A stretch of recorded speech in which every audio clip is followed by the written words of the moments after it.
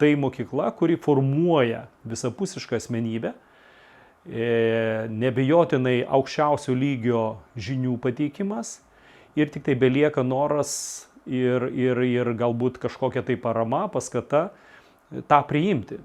Mes čia suradome ne tik tai puikius mokytojus, bet mes suradome ir užklasinės veiklas, mes suradome ir tam tikrų draugysčių ir pomėgių, kur galima toliau vystyti. Ir mes suprantame, kad tai yra vis dėlto ugdymas nuo pat pirmos klasės, kada žmogui atsiranda vyresnėse klasėse noras ieškoti dar kažko tai. Ir dabar šiai dienai mes labai džiaugiamės ir būdamas tėvų komiteto sudėtyje, džiaugiamės, kada buvo atrinkami ir tarptautinio bakalaureato klasės galimybės, mes matėme tame irgi perspektyvą.